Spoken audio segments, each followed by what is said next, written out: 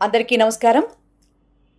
రాష్ట్ర హోంమంత్రి వంగలపూడి అనిత తన అడ్మినిస్ట్రేషన్లో కంప్లీషన్ ఆఫ్ 2 years సందర్భంగా ఇట్స్ ఏ ప్రైడ్ మూమెంట్ అంటూ అధికారుల్ని పక్కన పెట్టుకుని చాలా గొప్పగా ప్రెస్ మీట్ పెట్టి ఏదో వెలగబెట్టేశానని చెప్పని చాలా ఎగ్జైటింగ్ ఫీల్ అవుతూ చాలా గొప్పగా వివరించడం జరిగింది. అయితే ఆవిడ్ని నేనైతే ఒక్కటే ప్రశ్నిస్తా ఉన్నా, గత 10 రోజులుగా జరిగినటువంటి ఒక 3 విషయాల మీద ఆవిడ ఏమని సమాధానం చెప్తుందో, ఈ రాష్ట్ర పరిస్థితి ఎలా ఉందో కూడా మరి నేను ప్రశ్నించాలనుకుంటున్నా. అసలు ఏ విధంగా ప్రైడ్ మూమెంట్గా మీరు ఫీల్ అవుతున్నారు? మిమ్మల్ని చంద్రబాబు నాయుడు గారు క్యాబినెట్లో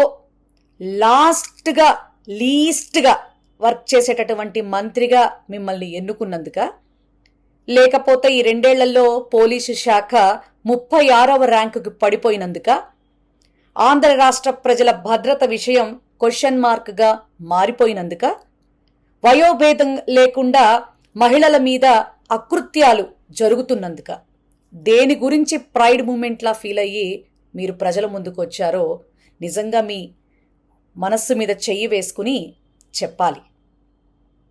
ఎంత చండాలం కాకపోతే 10 రోజులుగా ఒక బాలిక అదృశ్యమై తల్లిదండ్రులు పడుతున్నటువంటి వేదన మీకు కనిపించడంలే. విజయవాడలో కాపు యువకుడు, కృష్ణలంక పరిసర ప్రాంతాల్లో నివసించేటటువంటి వ్యక్తి, ఆ వ్యక్తి లాకప్ డెత్ అయితే తల్లి పడుతున్నటువంటి వేదన రోదన మీకు కనిపించట్లా.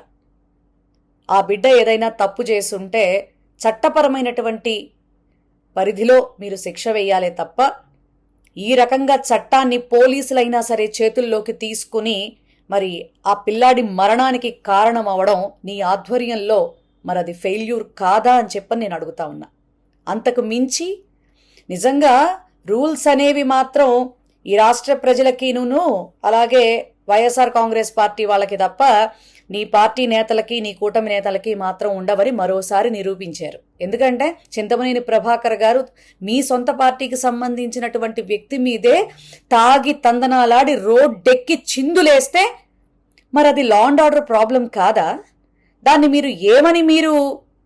మీరు ఖండించటం జరిగింది, ఏమని యాక్షన్ తీసుకోవటం జరిగింది?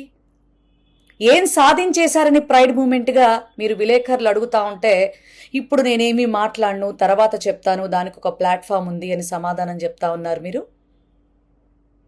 మీరు మాట్లాడేది తప్పు, మళ్ళీ ఇతరులు మాట్లాడిన దానికి మళ్ళీ కౌంటర్లు ఇవ్వడాడు.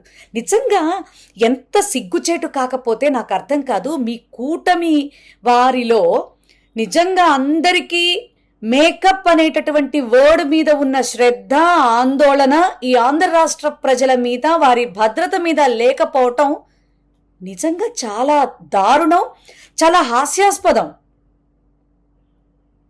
ఖచ్చితంగా ఒక రోజు ఉంది అనిత, మీకు ఖచ్చితంగా సమాధానం చెప్తాం. తొందరొద్దు, అన్నీ నోట్ చేసుకుంటూనే ఉన్నాం.